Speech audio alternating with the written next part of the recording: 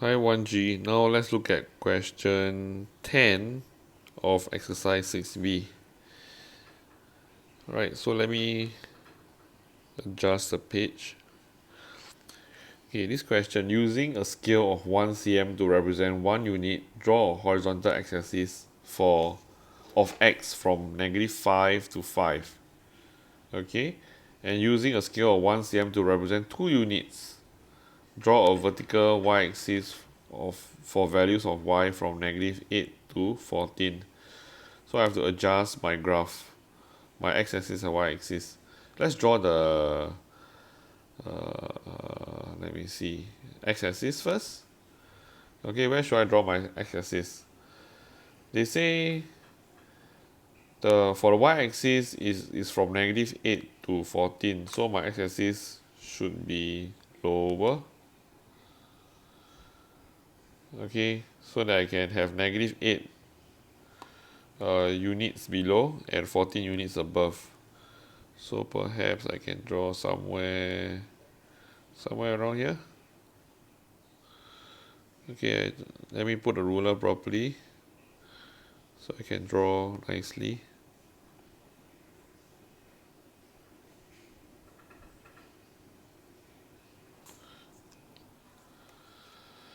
Okay, draw the x-axis, label x.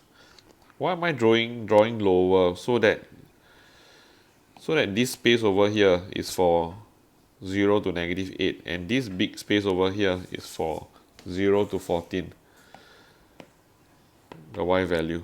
Okay, so now, but for my y-axis I'll draw right in the middle because it's half, -5 to 0 for x, 0 to 5 on the right side. So my y-axis should be right in the middle. Okay, put down my ruler and draw my y-axis. Okay, just label y-axis and x-axis. Okay, now it's time to mark out the points, the value of on the y-axis and x-axis. They say on the x-axis 1 cm represent 1 unit. So this is 1 cm, 2 cm, 3 cm, 4 cm, 5 cm. 1 unit, 2 units, 3, 4, 5. You can carry on, but the question asks you to draw up to 5. To the left, -1, -2, -3, -4, -5. Okay, so I fulfilled the first condition, horizontal x-axis from -5 to 5. Now let's fulfill the vertical axis. This is 0, and they say they want 1 cm to represent 2 units.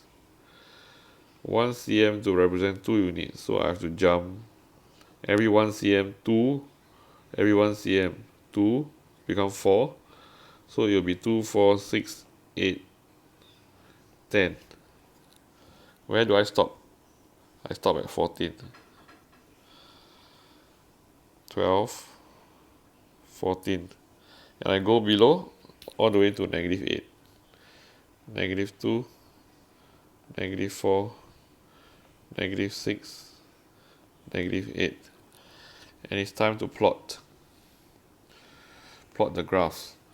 But as you can recall how we plot the previous graph on the previous page, question 8, what we do is we draw boxes. Okay, so we do the same for this question A. Y equals to 2x plus 3. Okay, what you can do is draw boxes like this. Draw a table for x and y value. Okay, usually I go for the extreme points and the middle point. So I'm looking for x value at -5, 0, and 5. Okay, of course you can choose other values, it's up to you. as long as you cover -5 to 5. And with two points, actually you can draw a line. So you sub x equals to -5 into the equation, you will get -7. When you sub 0, you get 3. When you sub 5, you get 13. So let's start plotting. -5, 7. Sorry, -5, -7. -5, -7 is somewhere here. -7 is in between -6 and -8. Next, 0, 3. Somewhere here. Because 3 is between 2 and 4. 5, 13. 5, 13. Somewhere here. 13 is between 14 and 12. Okay, so now I'm ready to draw a line to connect all 3 points. Draw a straight line using a ruler, and you label this graph as graph A. Okay, y equals to 2x plus 3. Next, you can label the graph along the graph or just near to the graph. Okay, for the next question, part B, they want you to draw y equals to 6 minus x. So again, draw a table.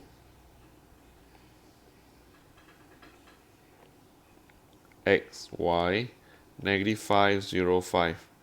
When x is -5, y is 11. When x is 0, y is 6. When x is 5, y is 1. So start plotting. -5, 11. If you need more time, then pause this video, draw, then carry on with the video. -5, 11 is somewhere here, because this is 11. Okay, 0, 6 is somewhere here. And 5, 1 is somewhere here. 5, 1. With 3 points, you can plot the line. Okay, the line must pass through all 3 points. Okay, did I plot wrongly?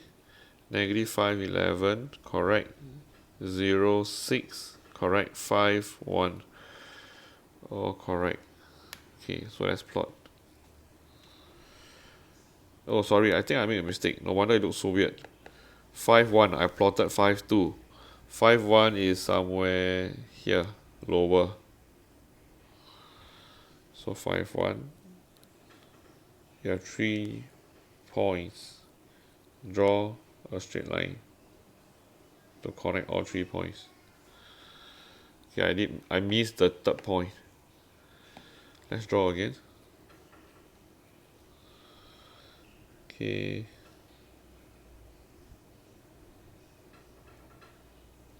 Alright. And by the side of the graph, perhaps I can draw the left side. Since there's no graph on the left to confuse you, so I just write on the left 6 minus x.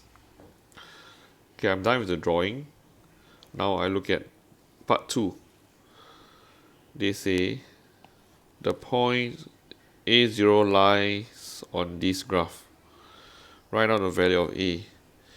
Okay, what's my understanding for part 2? Part 2, they did say x is A when y is 0. Okay, so I have to say from graph.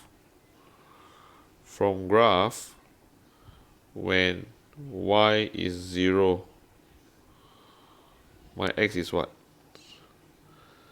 Focusing on the correct graph, you should be focusing on this graph. Alright, because the question says so. So when y equals to 0, I have to read from the graph. When y equals to 0 is this point. Okay, this point over here. I will say it is -1.5. Okay, x is negative 1.5. When y is 0, I read from my graph, x is negative 1.5, therefore a is negative 1.5. Part 3. The point 4b lies on the line 6 minus x. Now I have to focus on another line, the line in blue.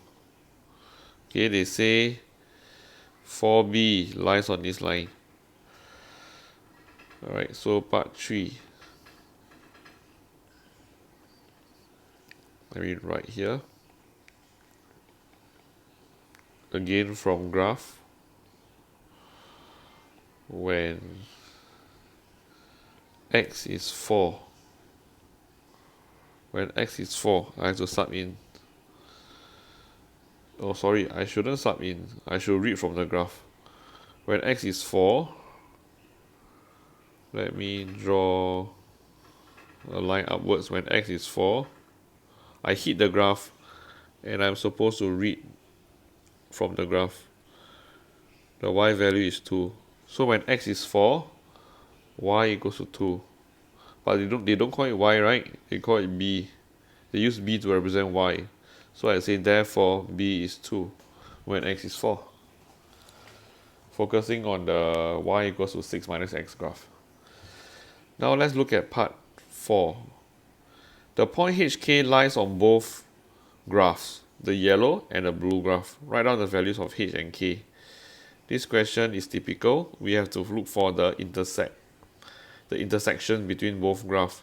If you look carefully from the graph, I will say